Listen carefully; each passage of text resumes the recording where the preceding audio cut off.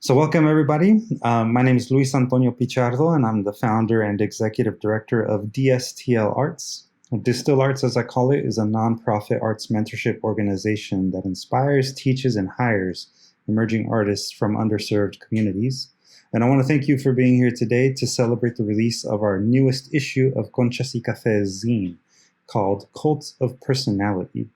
This is volume 6, so this is our 6th year of publishing this particular zine, and this is issue number 2. Conchas y Café Zine is a triannual zine.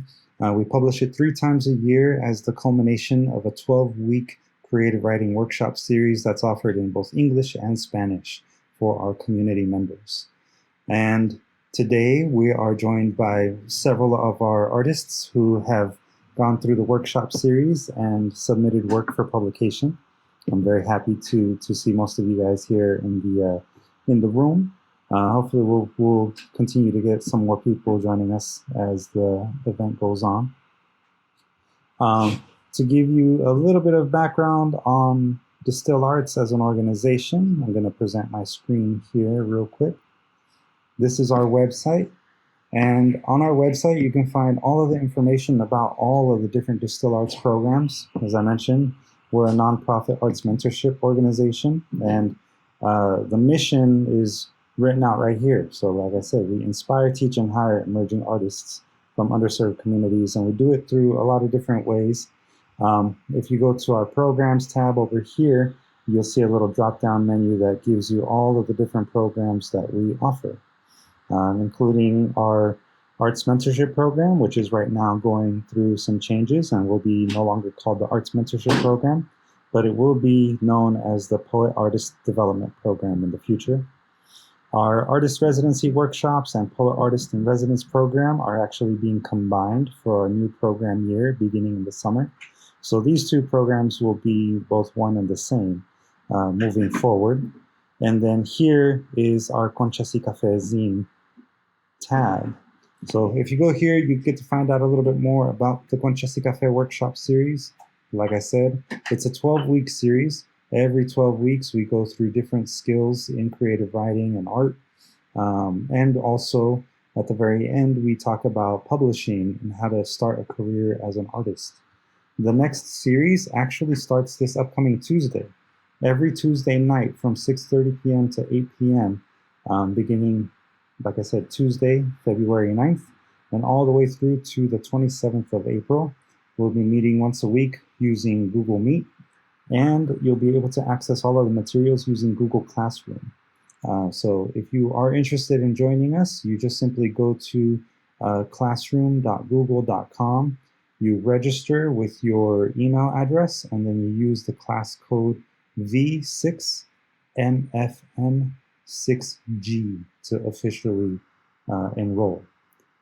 Y como digo, estas clases se ofrecen en español y en inglés, y es una oportunidad para que toda la gente de nuestra comunidad aprenda sobre varios temas en escritura creativa y en publicación. If you are new to the Google Classroom platform, if you go to our website here, you'll see, a step-by-step guide that will show you how to do it. Again, you go to classroom.google.com, you'll sign in using your email address, and then you register for the class by using the code that's listed there.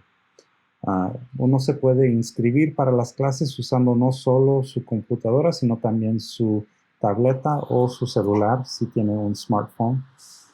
Y se puede bajar la aplicación de Google Classroom de los varios, ¿cómo se llama? All the different app stores. So, now again, this is free. I think I said that at the beginning, but this is free, so there is no cost associated with it. The Conchas y Café participants get a free copy of the Conchas y Café zine when it is released. And if you would like to actually help and support the program, if you go to our website, you can go to the shop tab here and you can buy past issues as well as subscriptions. So you can actually buy a subscription and get the zines that way as well. So here is our basically web store with all of the different zines that have come out in the past. There's a lot of past issues. There's also chapbooks and other poetry books that have been released in the past. If you scroll all the way down, you'll see our two latest art block and artistic zine issues. And at some point, it should update and show also the new Conchas y Café Zine, which is available on our website now. On our social media pages, I'll be linking them so that people can check them out. Now, if you're not able to participate, say all 12 weeks in our Conchas y Café Zine, that's all right. Also, if you're not really feeling the theme, but you're feeling more the theme that one of our other zines is offering and collecting submissions for, you can find out about that on our website as well by going to either the Art Block Zine tab right here or the Artistic Zine tab. Art Block Zine's current call for submissions is going all the way through to May 1st.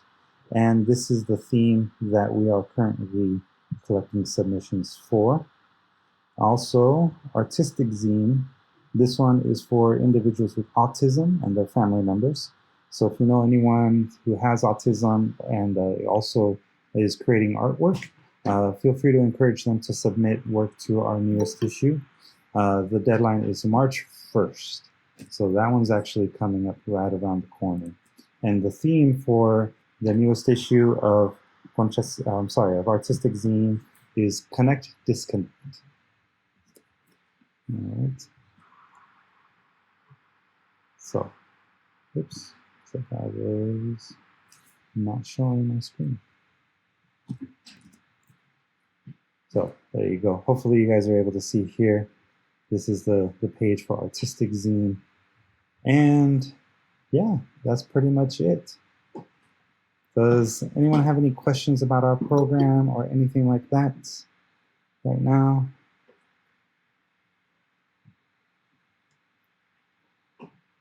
Yes, to answer Tina's question, our next issue, our next series of classes is going to be focused on the theme of unity.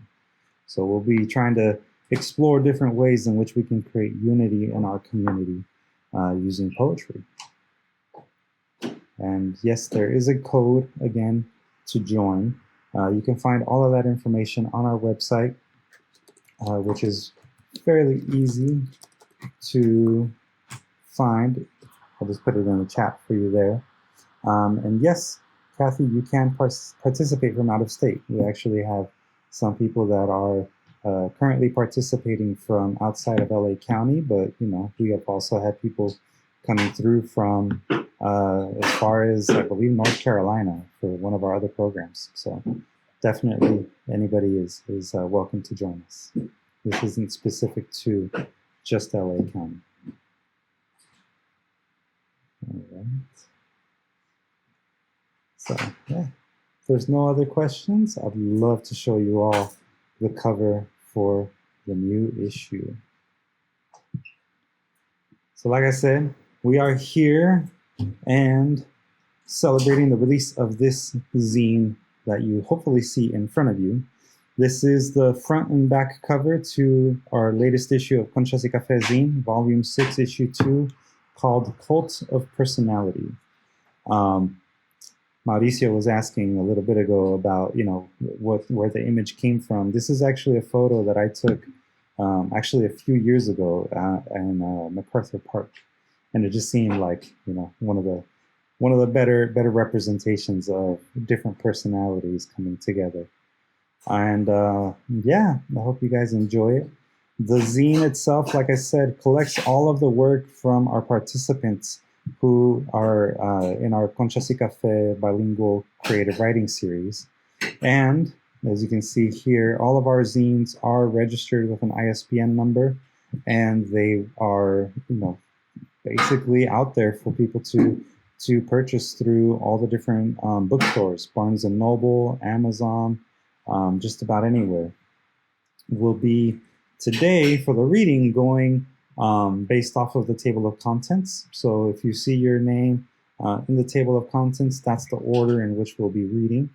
And to give you all a kind of little look at what the zine looks like on the inside, we have some great work from Tina, Abraham, Mauricio, Caro, and many, many others who have gone through our workshop series this last time and a few times before. Plus, we have some new people that have joined in the Conchas y Café community as well. So normally, under other circumstances, before the pandemic, we would everybody would get a chance to actually customize their pages. Abraham was one of the few people that this time around was able to send me artwork to be customized, for his particular pages. But our zines this time around are starting to look a little bit more uniform in their looks. But if you haven't noticed yet, for those of you that are regulars in our Conchas y Café series, this particular zine went all the way up to 149 pages.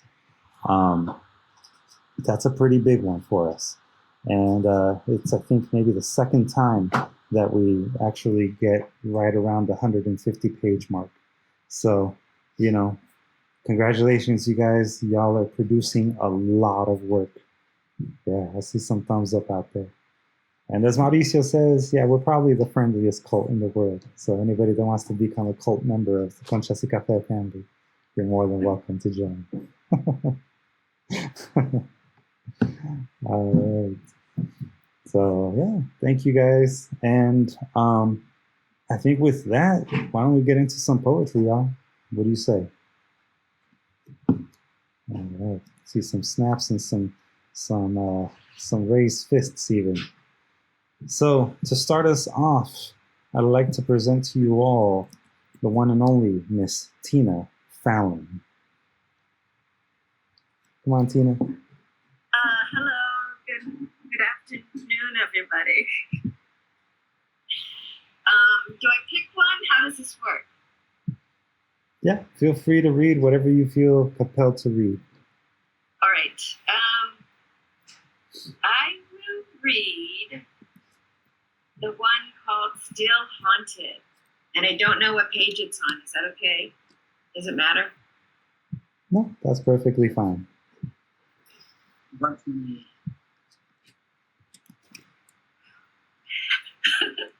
Okay, this one's called Still Haunted. Here I go. I'm still haunted. I'm still haunted by the treatment. When I see someone who has lost focus and then suddenly brought back to their senses by the abrupt voice of their manager/counterpart, I am there again. The constant blame for everything that went wrong, with the boasting of how much her partner makes, and the shoes she buys with her own money, when stilettos were a thing and also when they were not. I had to climb over boxes looking for some stupid thing that didn't matter, while you attended an event dressed to the nines, sucking up compliments. Parasite. I never eat dinner. I used to be chubby. Anything to keep her 105 pounds at a constant. Later to find out she was talking about a mere 15 pounds or less, and family members called her Gorda even after the weight loss. In dreams, I'm back in that building, 1933 South Broadway, wandering the halls of almost every floor. Sometimes there's an event going on and every showroom is lit to their own unique theme. Christmas, romantic, elegance, sophistication, and whatever. Sometimes the old showroom is filled with weird and odd merchandise, rugs, lamps, piles and piles of never-before-seen fabric, while the song Here I Go Again by Whitesnake is played, and I'm not a fan. In real life, I felt abused and beaten. I felt like I let it happen. I blame myself. She always gave me things like food, clothing, and money, like I was her property. Then there was the time when we were getting off the plane at LAX from a long flight. A work conference. I can't remember if it was early morning or late at night, tired, just tired. And we were sitting together. I got up first because I was closest to the aisle. I made my way to the exit, yet I was moving slowly. Then suddenly I felt a hand push me on the back. Unbelievable. How dare she? But nothing to be done. I just teared up and let it pass. See some snaps all around for you, Tina. Thanks, Joe. Yeah, thank you. Thank you so much for sharing. Do you have another one you'd like to share, or will we? Okay. All right, go for it.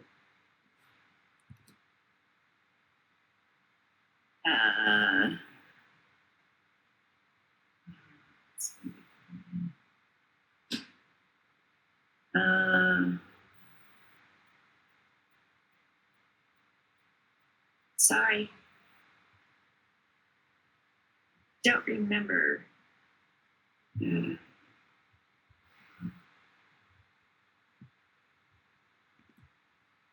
could be either from the zine or not. What's that? It could be either from the zine or not. Oh,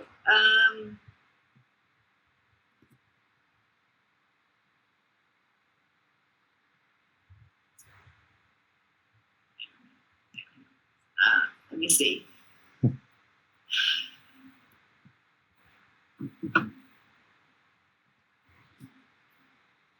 All right, I'll do talkie.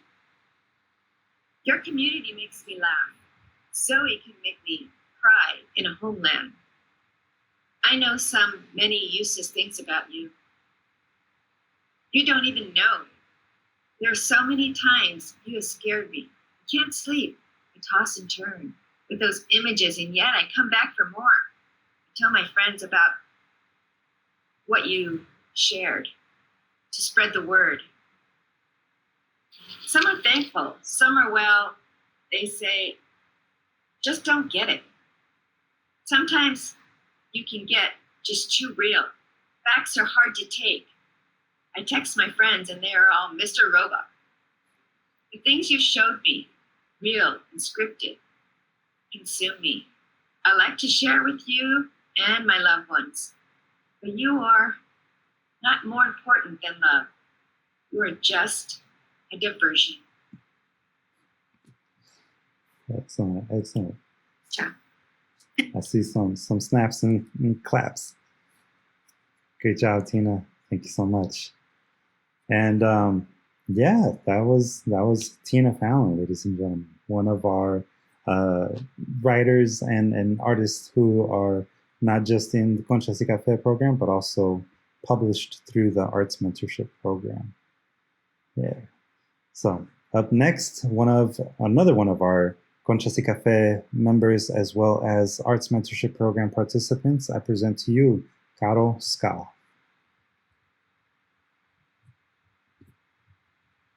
Cool. Hi, everybody. Good afternoon. It's good to see everybody. Okay, so I'm gonna read. I have two pieces in the theme. So I'm gonna read those two. The first one is called "The Electronic Screen I Love and Hate." The emails I check compulsively while waiting in line at the grocery store. The text messages I receive from friends asking how I'm doing. The meditation app I open every morning. The electronic screen I love and hate. The tether to a world outside my four walls. Access to the electronic hive mind, curated by Google or Facebook. A tracking device for the FBI, where our location can be triangulated at any time through a ping to a cell tower. Attached to our hips, next to our beds, within arm's reach, dirtier than a public bathroom, grease and germ smeared, the electronic screen we love and hate. Tethered to a world outside our four walls. Made from metal, mined from deep inside the belly of the earth, constructed in a sweatshop somewhere in East Asia where cancer spreads how seeds scatter. Everywhere I go, I see people's heads bowed low, eyes fixated on lit-up pixels, playing Candy Crush or tapping hearts on a cousin's Insta post. scrolling through a feed where they compare themselves, wondering why they haven't found their perfect match or the money for that perfect tropical getaway, where they sip Mai Tais or margaritas on the beach. The electronic screen they love and hate is tethered to a world outside their four walls. In the 22nd century, where Siri is now your only companion, someone providing virtual hugs of pulsations through your body, mimicking the human touch, the electronic screen you love and hate, is tethered to a world outside that no longer exists. So that was my first piece. And then I'm going to go ahead read the next one. Let me just find it. Oh, and then sorry if I had a page number. This one's on page 79. The other one was like in the beginning of the theme. Okay. Every self-help article I read on anxiety says I need to break up with you. But I'm trapped in our memories, how we held clammy hands, how my heart raced, how creamy and bitter you tasted when I leaned my lips in for a kiss. My body vibrated whenever I consumed you. Oh, you made me feel so good, my plumage bristling with your energy. I miss your smell, chocolate and forest. You filled my house with your presence. It's been 3 months now, and every time I pass the cafe, I crave the slip of your mouth on my tongue. Yesterday, I opened my kitchen cupboard and you flirted with me. Your smile had me pulling you out for a quick pet. You set my mind ablaze and my smoothest tingle. Oh, I missed you. Aren't we attracted to what makes us feel good? Each day is hard without you. I'm addicted to your warm embrace in the morning, but I don't like how you make me twitch and itch, how you curl your claws into my muscles, how you make me forget to breathe, how my thoughts are a broken carousel whenever you're around. I'm tired of the anxiety you provoke, how I'm a mess of bloody feathers after we make love. I'm tired of your afternoon crash where I feel sluggish and blurry. I know it's best if we part ways. Still, each day I think about you as I sip my herbal tea, wondering what you're doing and who you're seeing. We're attracted to what makes us feel good, but that doesn't mean it's good for us. So I'm saying farewell to you for now. And that was that one. It was about coffee. In case anyone. Yeah, this is a reference. I actually have been drinking a little bit. I drink coffee maybe like once a week now, but I've been definitely cut down a lot. So yeah. Okay, thank you all for the space, and I can't wait to hear everyone else's work. Awesome, thank you, Caro. That was definitely, I think, a piece that a lot of us can actually relate to. So, and I'm sure you see that in the chat. I hope that's coffee in your mug. Just for This is tea. Oh, okay, all right. Yeah, I was gonna say just for the sake of the reading, Conchas y Café, right? But tea is good. Tea is acceptable. All right. So again, ladies and gentlemen, that was Caro Ska. Up next, our presenter would have been Neri Martinez. Unfortunately, apparently he's having some technical issues, so he's requested that I read on his behalf. And since I'm going to be reading on his behalf, I figure I might as well project it for you guys to see. So here, we'll start off with this one. This is Writer's Block Spins by Neri Martinez. My sad face reflects on my dark iPad screen as YouTube spins, spins, spins.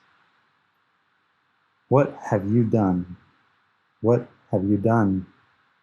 What have you done this day? How much have you written? How much have you written? How much have you written? To be one day closer of your daydream, writer, career, career, career.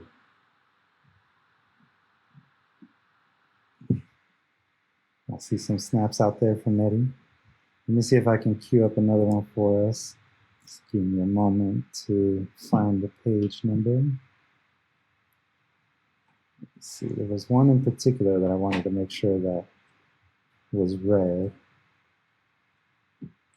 For those that are following on the PDF, it would be on page 124.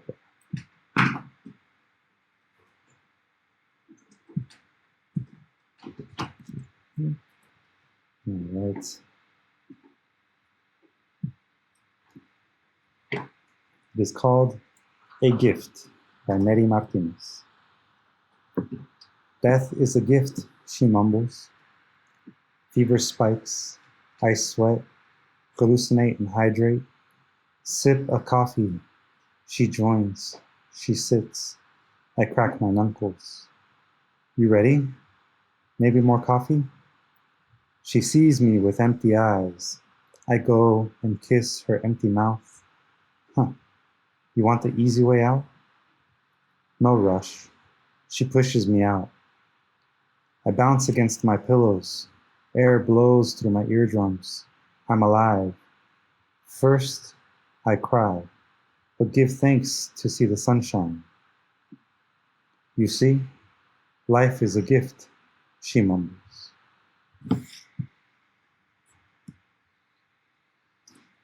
Yes. There's some snaps and applause for Nettie Martinez, ladies and gentlemen.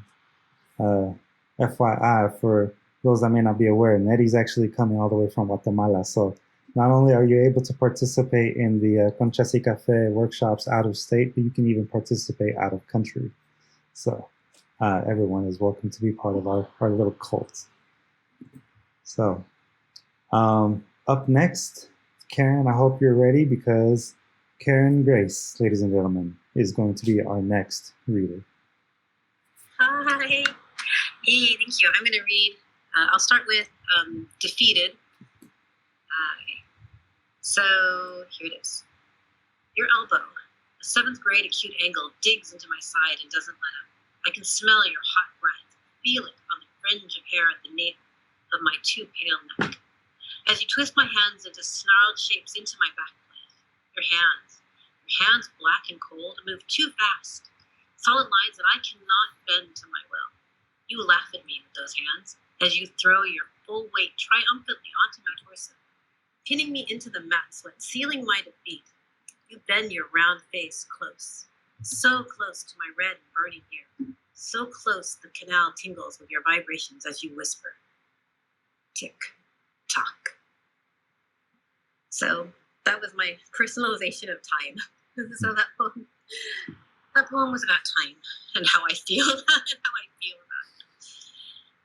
The other one, I just want to read this one because it's fun.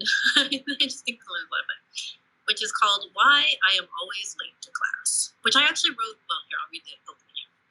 This piece was written from another lifetime, before the Rona, back when we used to go places and do things. Remember that? It was nice to go places and do things, but I had completely forgotten that it was also at times frustrating. 5:40. Hey, I'm home. Oh, you're about to go to class, huh? No, I mean, yeah, I am. I just need to close my eyes for 5 minutes because I have a raging headache, and I just took a Tylenol, and I just need this headache to go away. Yeah, going to the chiropractor can release all those toxins in your blood. But anyhow, baby woke up. Do you want to see her before you go? Oh. Mommy. Okay, 5 minutes, just 5 minutes to lie here, and then I'll see baby and go. 5:52. Hey, baby, mommy's gonna go to class, okay? Give mommy a kiss. Mwah. Love you, baby. I love you. Melt. 5:55. Hey, is it okay if I take baby to KT Cafe? Sure, she can eat at KT. I mean, do you need the eating stuff? Okay, eating stuff.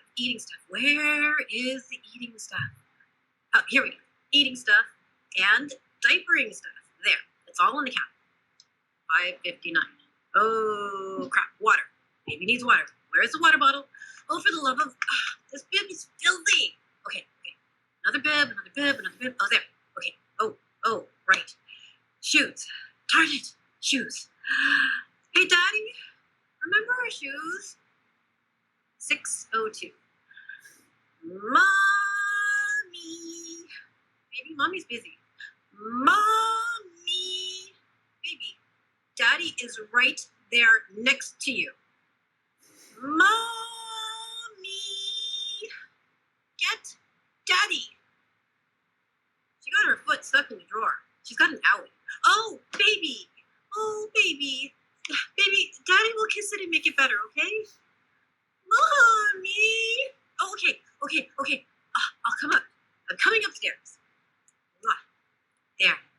Mommy kissed it and made it all better. All better, right? Yes, all better. Gotta go, baby. Bye. No. Go. No. Mwah. Love you, baby. Hey, where's my phone? You left it downstairs by where you were napping. Oh, thanks. Bing. 6:11. I think your phone is in the office. Bing. Behind the books. Bing. Oh, found it. Got it. I got it. Okay. Gotta go. Bye. Lock the door behind me, please. I'm back soon. Thank you. Welcome. 6:17. Ring, ring, ring. Hello? You have the car seat in your car. Oh, crap. You're right. I'll come get. No. I'm already turning around. I'm only a block away. I'll be there in a sec. I'll come out. No, you'll leave baby alone. I'll just drop it in front of the garage. I'm practically there. It'll just take a second. Okay. Bye. Bye, I think. 6:23. Okay. Back on the road. We are back on the road. We are going. We are moving. Hallelujah. Crap. I forgot the cookies. Okay. And next time. Why? Why is the stoplight on Atlantic always so slow? Now I'm going to be late. So, yeah. I relived that a little bit while I was saying it. I'm not gonna lie, I kind of relived it right now too, just a little bit, listening to that. Yes, great acting. Abraham is on point. Excellent acting. It's not acting, it's reliving. Yeah. And for the record, just so everyone else knows, back when we were actually meeting in person at the East LA Library, our class actually started at 6 p.m. So, just to give a little bit of context to where that particular piece kind of came from. But for sure, I think we were all right there with you, Karen. So thank you for sharing that. But it didn't really start until 6:30. Yes, Kara, that is true. Because I had to wait for, our participants to arrive. So yeah, ladies and gentlemen, Karen Grace Chen, also author of one of the very first children's book that Distill Arts published. So feel free to check that out on our website as well. All right, so up next, let me look at our table of contents here. I believe it would be Miss Lois, Lois Jackson King. I don't know if she's with us on the call though. No, it doesn't look like she's with us today. But up next, the next person is definitely on our phone call now, on our Zoom session, Google Meet session here. I present to you a longtime volunteer in the Conchas y Café workshop series and also one of Distill Arts' teaching artists. I present Abraham Haramio. Nice little round of applause for you there. Thank you. I have a couple pieces that I wanted to try. The first one is on page 15.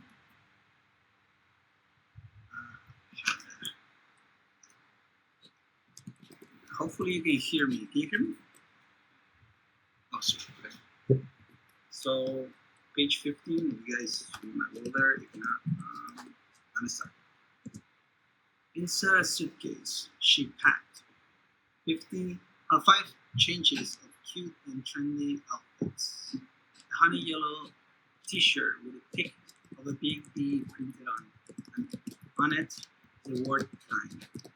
3 sets of shredded denim shorts, a mint color dress with a cute beaded bodice she proudly wore that time Mom and Dad took her to Aunt Amber's wedding, and a pair of black jeans with a Mickey Mouse t-shirt Mom got her that time they went to Disneyland without Dad. Inside the suitcase, she packed a little bit of trendy teddy bear she remembers she has only when she's scared. Inside the suitcase she packed, the blanket no longer her size. Who cares when it helps to muffle the sound of late night bites? Inside the suitcase she packed, an old music box with a song, You Are My Sunshine. A gift Daddy gave her. The title for this piece is Inside the Suitcase. And thank you. And for the next piece is on page 59.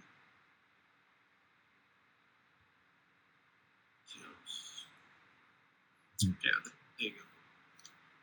Three shadows in the sky gradually descended into an alley.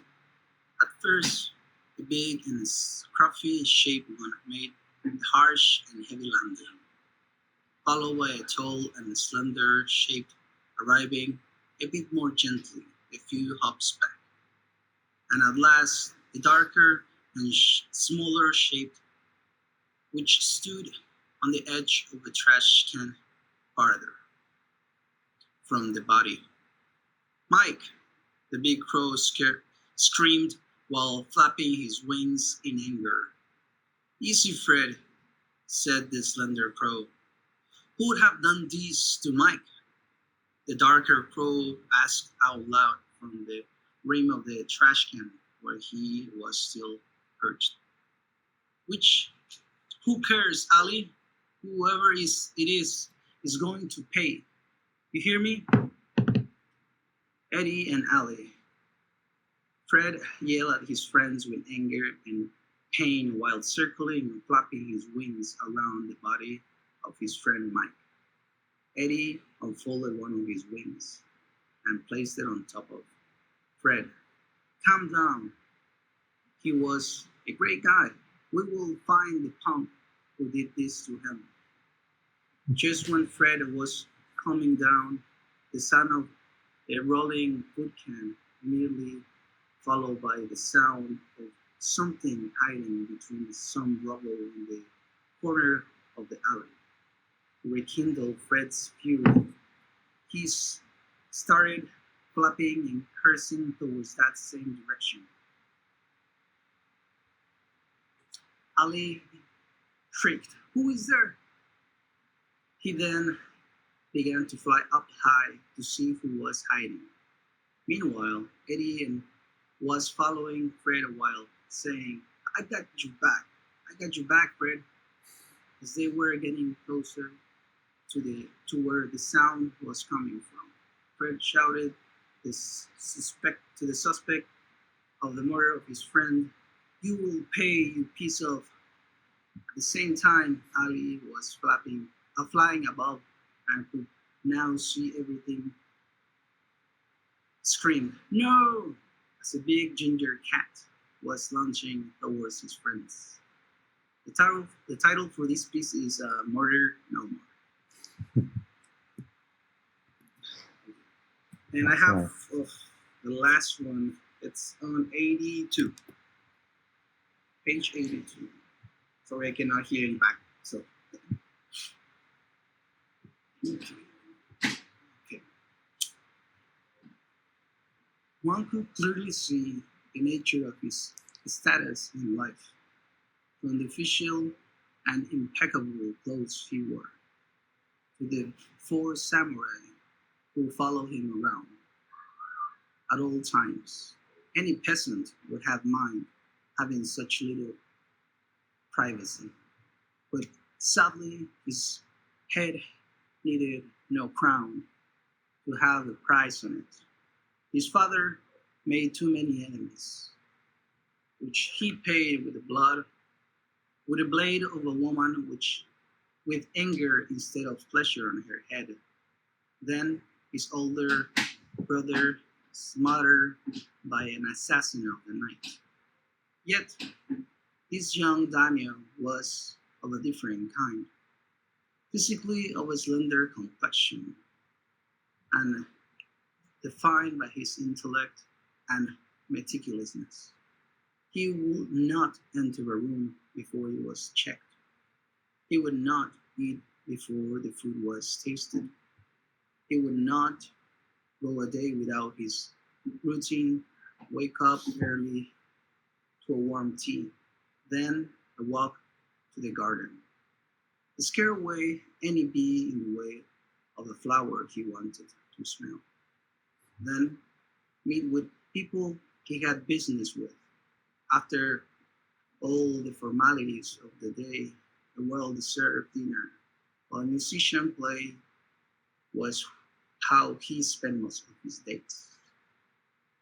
And so another day came, and all of a sudden, our young Daniel fell to the ground, to the surprise of all around. The young Daniel was purple-dead. But how? He would not enter a room before it was checked. He would not eat before the food was tasted. He would not go a day without these rules or routines checked. Who could have guessed the manner of his death? Who could have guessed his everyday ways would facilitate his untimely death? For his closest people found poison, poison on the beautiful flowers he smelled every day. Thank you.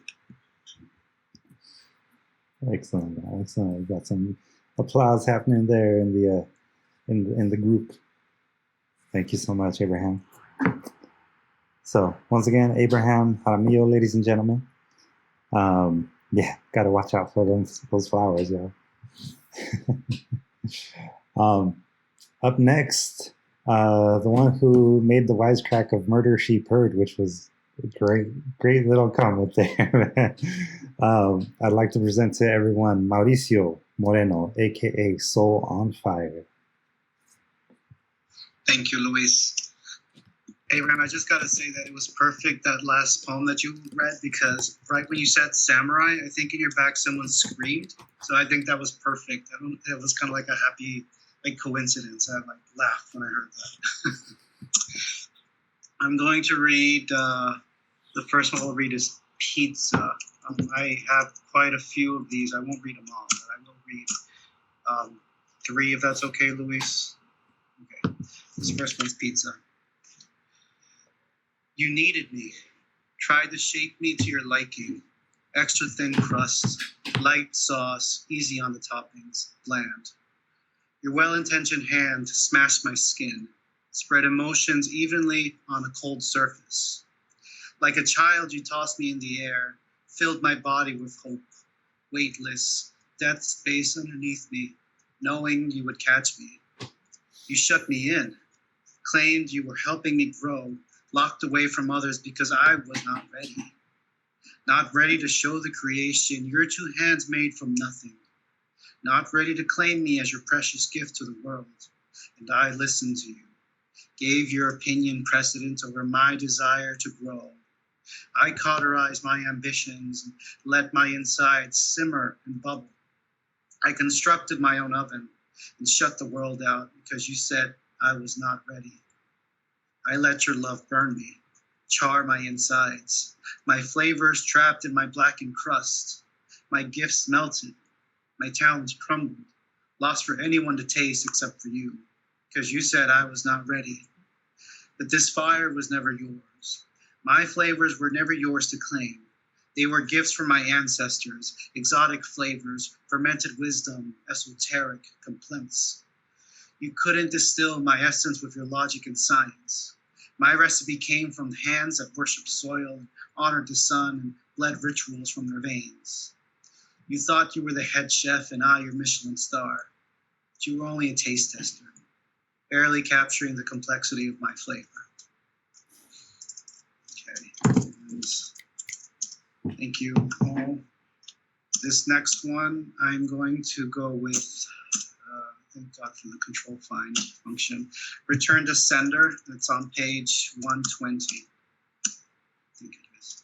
Yes, 120. I find the courage to write to you again. My questions scatter on composition paper like black marbles crashing into white barriers. I grip the pen with numb fingers, ripping through the paper.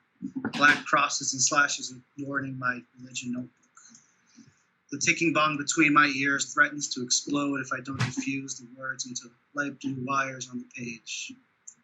I ask you for forgiveness, for waking you up when I called the nurse a bitch, for scaring you when I slammed the door to your room, for not being there when they finally took you off the respirator. I ask if you're doing okay, tell you about suicide, about the flowers I left for you. I ran about our padres. How it was unfair that you didn't get a chance.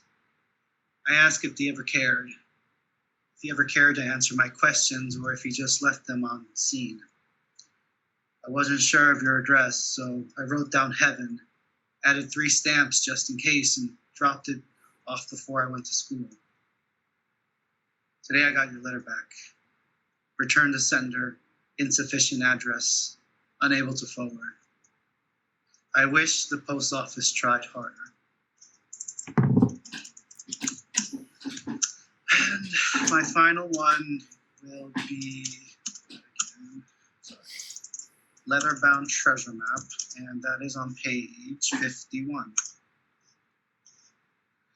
I find echoes in faded ink, smell diffuse sweat clinging to brown napkins, chicken scratch numbers written with haste and long-lost urgency, list of tasks, notes, encroached, jamming in between free-form writings, sliding my pure thoughts with blots of sticky guilt. My journal holds pieces of the puzzle my shattered mind cannot put together. So I jot down my own Morse code, black skeleton keys in the shape of cursive letters. Inside these paper fibers, bindings of letters strung together, I flip each page back and forth, an obsessed detective digging through mounds of questions for answers. Why is my mind so fucked up? Why can't I complete a thought without mourning for 100 others that never made it on the page? Why does every 7 have to have a dash through it? Because my grandfather beat me when I didn't. Because without it, the 7 is naked, vulnerable, something I learned never to be. Why does my handwriting mix between cursive and manuscript?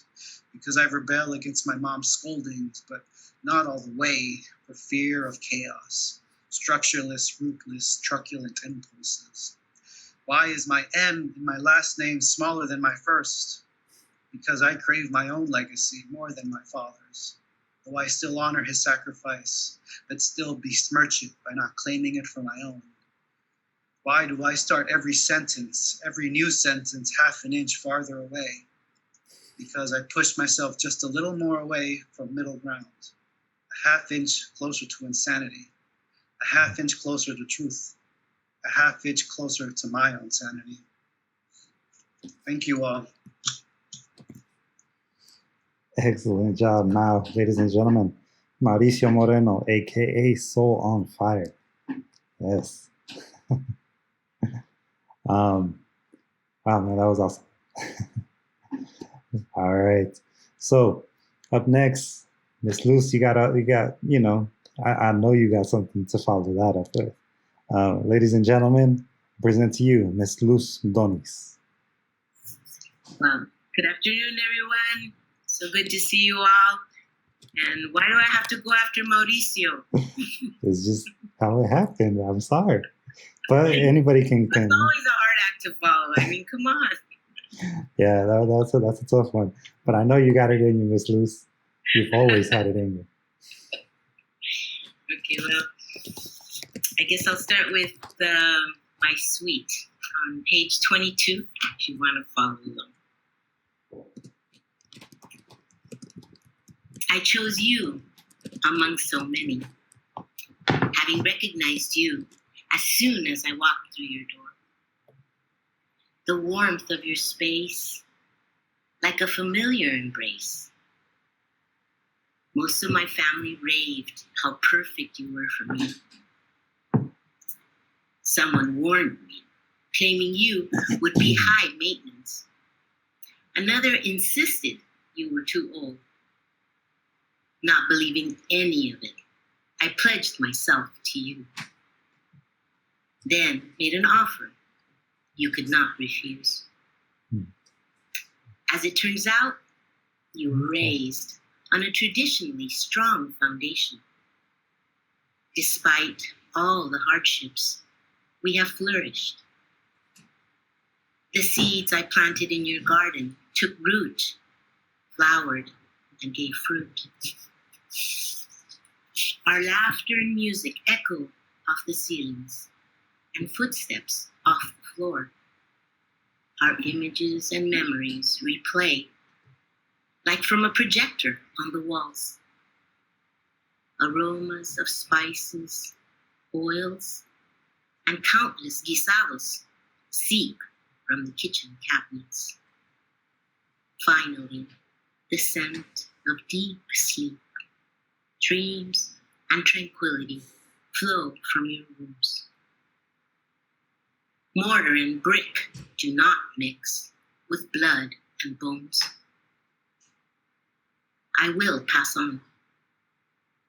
My final good deed, grant your deed to those who carry on.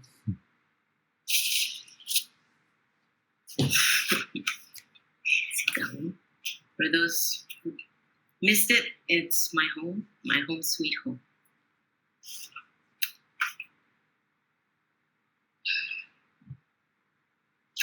Next, I have for you on page 86.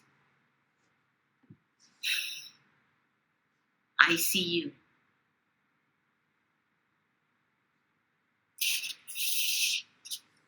Why do you have to be so intense? You never used to be this way.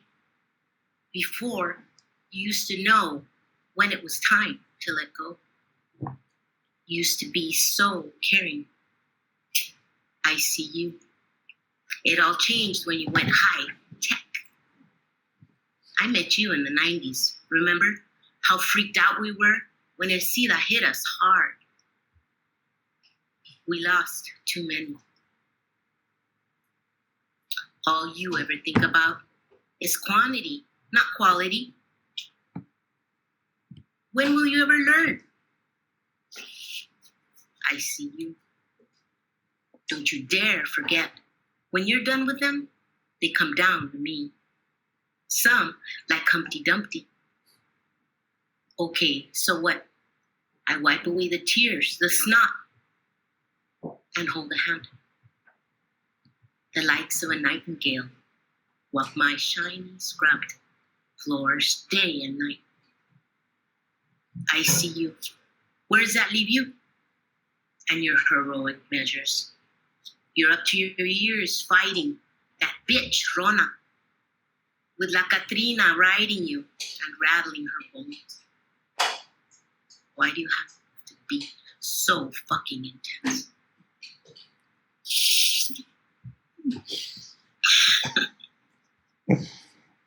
If anybody missed it, that's geared towards, unfortunately, our overwhelmed intensive care units. So please, everybody stay safe and stay away from them. Thank you. Absolutely. Thank you, Ms. Luz. Well, I mean, I heard you during the workshop perform it, but, that was definitely intense this time around. I think a little bit more. So great job. See, I told you you could be a good follow up to Mauricio. All right. So, ladies and gentlemen, Ms. Luz Donis, one more time. Now, up next, I'd like to invite up to the microphone one of our newest members to the Conchas y Café family. Ladies and gentlemen, I present to you Miss Felicia Taylor E.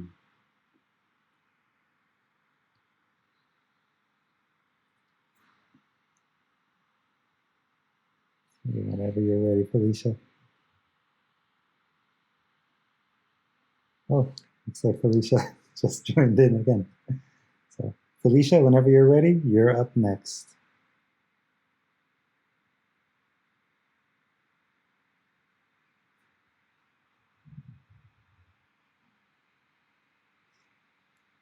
So we're having some technical issues here. Yeah, it's no audio.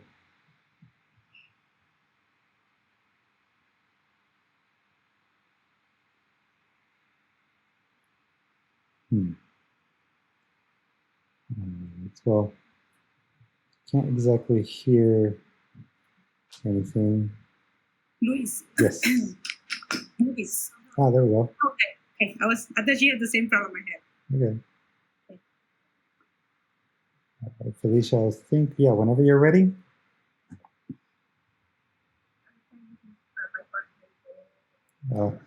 Could you actually move a little bit closer to your mic? Can you hear me better now? A little bit better. Okay, how about now? We can hear you. Maybe you're able to project your voice a little bit. That might help. Okay, I can absolutely see that. How about that? I think we'll be able to hear you just fine like that.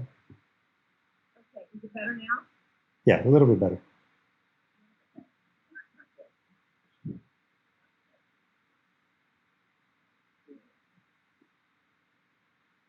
Something wrong with my mic. Is it maybe covered by chance? No. Maybe because we can hear you, just not super loud. Okay, can you hear me better? That's much better. Yes. Of course, everything starts to fall. Technical. It's all good. Okay, now you can hear me better or no? I say let's just roll with it. Okay. My heartbeat. A glimmer of hope appears through your presence. Just as love, happiness, conscious memory for the day, moment in time. I will not leave you. Your loss will not occur on my watch. Others may not see your life force. It's just a replication to them. I can refer to you as cute and adorable. You bring me more. My soul is lost when I peer at you and step into your presence. I cannot live without you. If fire consumes us, I will run to you. Hold you close with my shaking hands and will come to your rescue. I'm troubled when I enter spaces and importances as significant as you are not dancing within it. It's a lovely sport, tickling and stroking memoirs of family and friends. Allowing a new birth, a soul to be filled by you as they connect your eyes and spirit. You are my safety, ever-present salvation, keeper of my dramatic and homespun memory.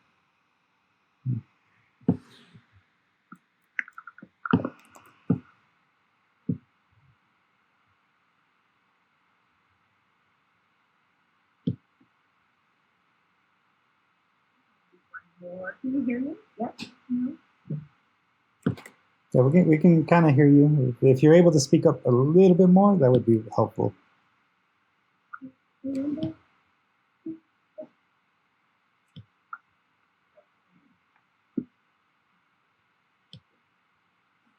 Don't know what case this is on. It's called Fix in the Air. The piece that I just read was about my pictures in my home because they are so important to me. There's a lot that represent just people in my family that are so important that have passed away. So I feel like I have their pictures on my great memories. This one is called Fix in the Air. Thoughts turn to days and days to months. I'm lost. Embedded within the expectations of an era of a people's fight, a journey for righteousness. A world across town to stand up, speak up, existing around a shining a light within a bleak world. With a mask on, I parked and walked to a downtown gathering of different minds that were alike. Fix in the air, cries for justice against legalized murder and suffering. Stood around, trapping us inside a barricade, protecting against us, distance on their heads. We with the weapon of our voice, strengthened by the murdered soul that won't be silent any longer. Black lives, brown lives, matter, forever will. Even when the Civil War and Hickley feel it's not true, as we bowed our knees to the gravel ground in front of Civil Hall and the City Hall, we prayed, sang songs of reverence and hope. Time overflows with painful tears as spy drones flew above us, identifying while picture snapping for the falsity people. I am of a people that fight. Strong talk and breathe. Spirituals battling in ditch warfare. Minding and watching as those who have wronged are in fear of the prophecy. Hell becomes ahead.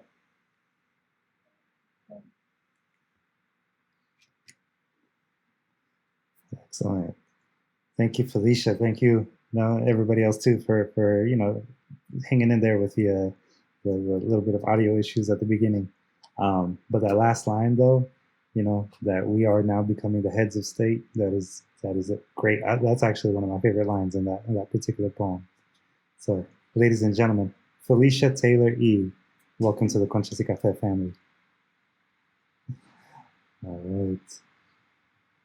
I see a hand raised. Is there a question from Rose? Or was that just by accident? No? Okay, I guess it might have been by accident. Either way, yes.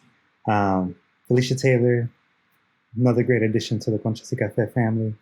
And up next, I'd like to present to you all somebody that's been, kind of more in the virtual realm of the Conchas y Café, workshops, Mr. David Fallon. Hi, everybody. So the story that I have in this scene is entitled Poppy. And basically, a lot of the assignments were about characterization, so I chose to, from the point of view of an 11-year-old, talking about a 7-year-old named Poppy, and about the kind of the bullying that this 7-year-old experiences by the other kids on the block. And so the section I'm going to read is about the Poppy's older brother, who's a teenager. So here we go. Poppy has an older brother that everybody calls Dodge. I don't know why they call him that. Dodge is a teenager, which makes him very different from the rest of us. He really likes to pick on small kids. Once he kicked my old bike so hard that the rim on my back tire bent. That's why I had to get a new bike. I never told my parents that he did it. I just told them that I crashed really bad, mainly because Dodge said, if you tell them, then I'll rip your fingers off. And I really feel like he meant it. Poppy sometimes tells me about the mean things that Dodge does. They have the only swimming pool on the block, so in the summertime, everybody comes over to go swimming. At least until Poppy's dad gets mad that we all come over too much, and he yells at us he yells at all of us that it's time to leave. Anyway, the pool always has a lot of little frogs floating in it every morning, and Poppy says that Dodge gets the pool net every day, and he uses it like a catapult to throw the frogs against the back fence. They make a loud squish sound, Poppy laughs. Poppy sometimes goes to the fence to see if any of the frogs died from being thrown so hard, but I never find one, he says sadly. I can tell he doesn't like when his brother throws the frogs. Dodge always does mean things to their calico cat, Snoopers. Snoopers is the nicest cat you ever met, to the point where he wouldn't even harm a mouse. But he's not good at getting away from Dodge. Dodge does what he calls James Bond tests on Snoopers. And one of those tests was to tie plastic bags to Snooper's feet. Snooper just lays down and does nothing, Poppy says wistfully. Another test was to throw Snoopers in the deep end of the pool, and Snoopers did did something that time. He frantically paddled until he made his way to the end so he could pull himself out and run under the house.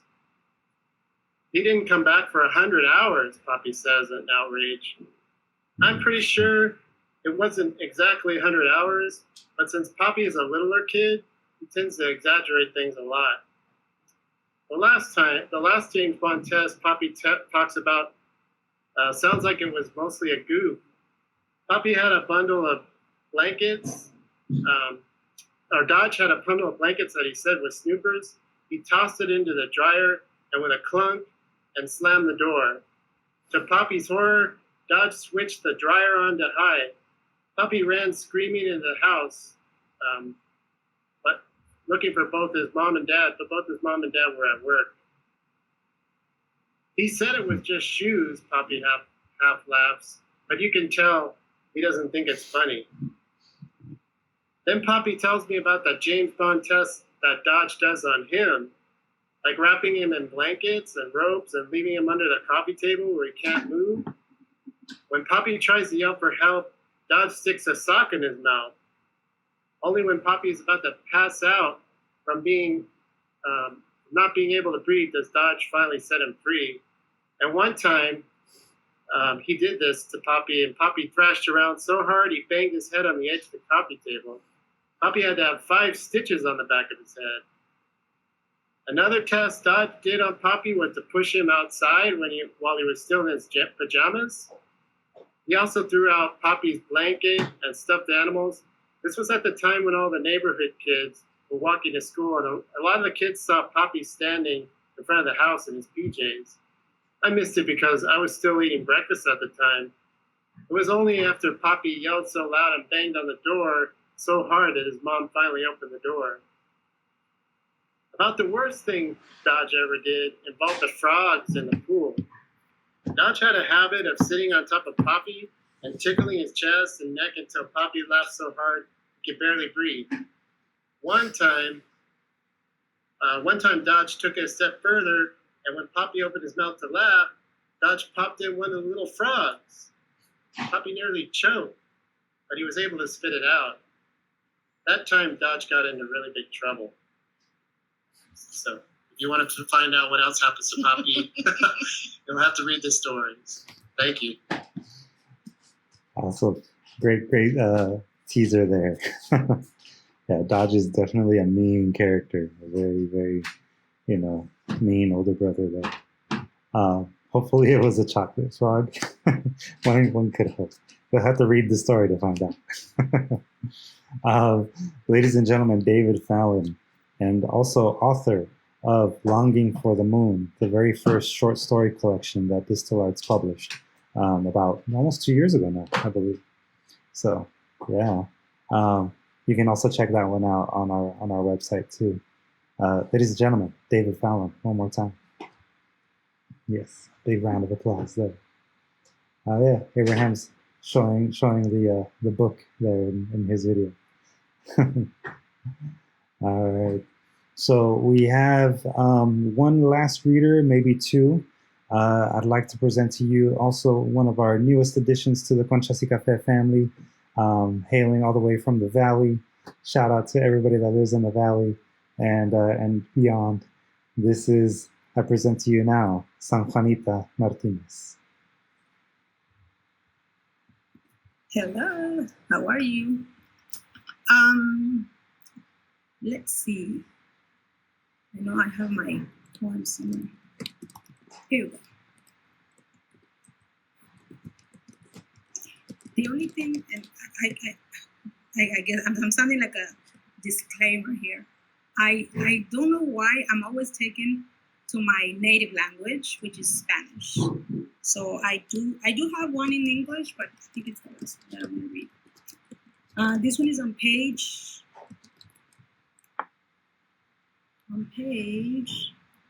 54, I believe. Yeah, page 54. La Vida, that's what it's called. Okay. You all can hear me, right?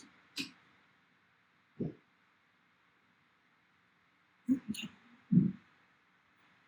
Alrighty. Okay, actually this is in English, sorry. La vida, it's titled in Spanish, but it's written in English. Mexico.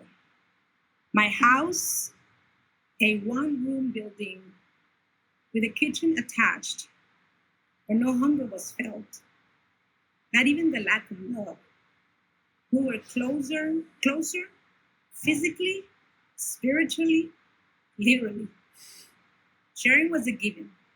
Beds, clothes, toys, you name it. Amongst the 10 of us, one big meal, prepared with love, beans and tortillas, and chicken sometimes, because there was plenty. Dad working 40 hours at $4.50 an hour in the United States, because he was a citizen, not the family. Us waiting for Fridays to get our Cheetos, ice cream cups, or dark chocolate chips by the bulk. All from El Otro Lado. Oh, what a joy. Years passed. En los Estados Unidos, more rooms, isolation. Sharing stopped because walls didn't allow it. No more warm meals. Mom went to work. It is the US. What do you expect? Women have to work. What a life. So that's the end of my first poem. The next one is called El Tiempo. Oh, I'm sorry. El Tiempo Cura. Time heals. It's like a question mark. And that's on 75.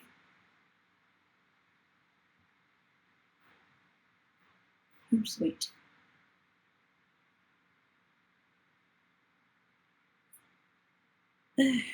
Let's see.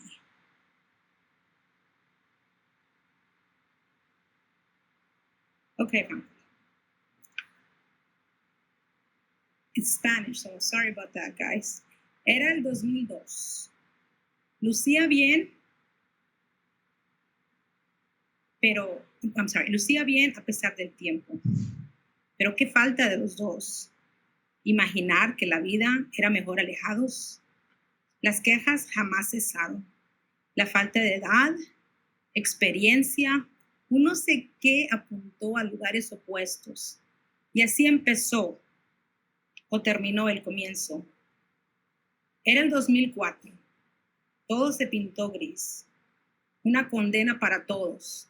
Alambre de púas, dividiéndonos, alejándonos por una década. Palabras medidas, 3 minutos por 5, con ansias esperadas.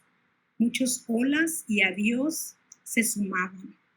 Se pasaban el teléfono para ponerle más segundos al minuto. Viajes de verano a un lugar recluido, nada parecido a la playa o la montaña. Entrar era todo un lío. Aún así, los corazones latían ansiosos por otro encuentro. Miradas, abrazos, muchos.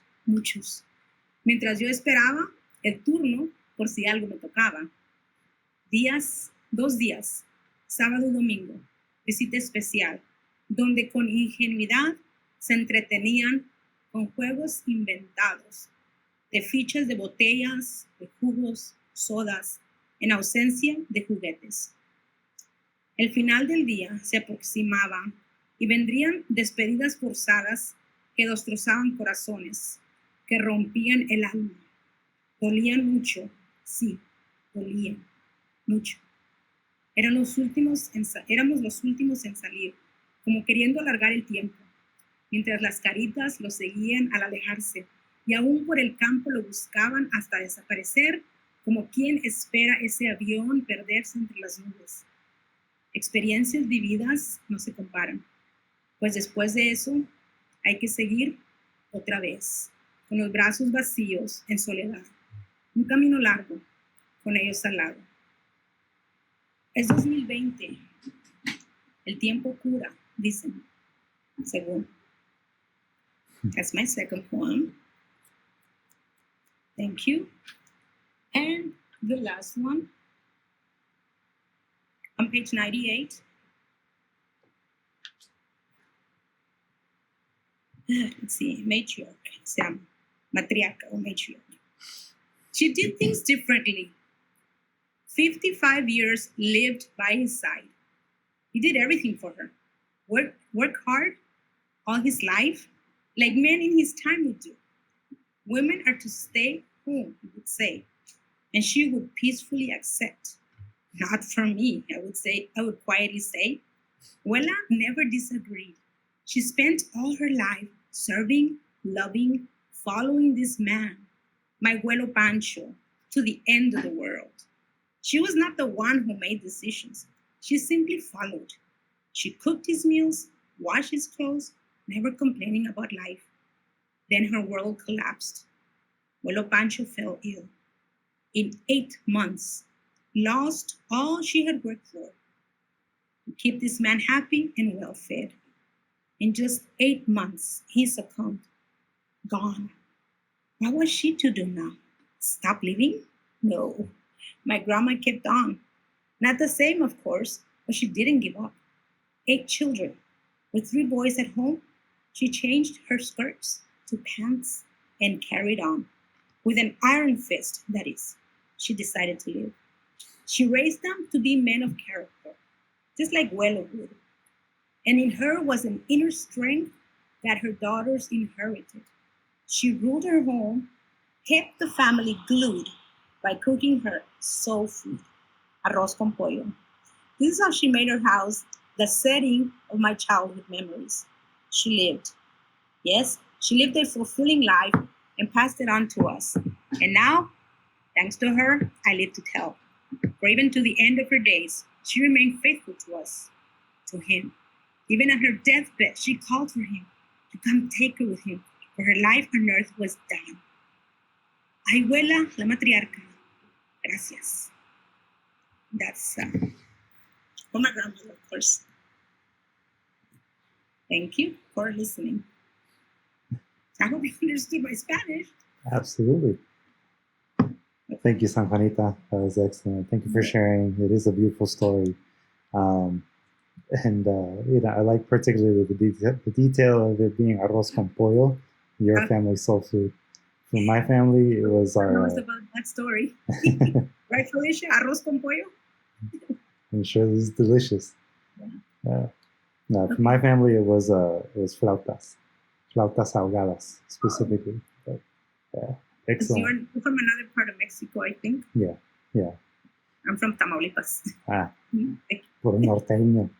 Norteña, yeah. Right. Okay, thank you. Yeah, thank you. So I think that might be it for the reading portion. I didn't get a response. Is Miss Michelle still on the chat here with us? Good afternoon. Hi, Miss Michelle. Howard, the only thing is that I don't have access to the poetry because I'm on a phone. So I don't know how I can get access to that. Hey, good afternoon, everybody. Well, I didn't get any poetry from you this time. I only got photos, but I wanted to see if you had, anything that you wanted to share before we called it a day. You didn't get any poetry? No, you only submitted photos. So your photos are in the zine. And I thought maybe you might want to give us, a little background on some of the photos that you submitted. That's weird. I don't know what photos. I can't see them. Well, there's a photo of Chris, a photo of a hawk, I believe, a photo of a sunset, and also a photo of a bouquet of flowers. So they're all lovely images. I do recommend that everyone take a look at them. Thank you. It says it's all seasonal, and it reflects seasons. But for the poetry, I'm surprised because I submitted them. I'm surprised. I never received any, but I'm sure you'll be able to have some ready for us for the next issue. Yeah. Okay. All right. Well, thank you for posting the photos out. Yeah, for sure.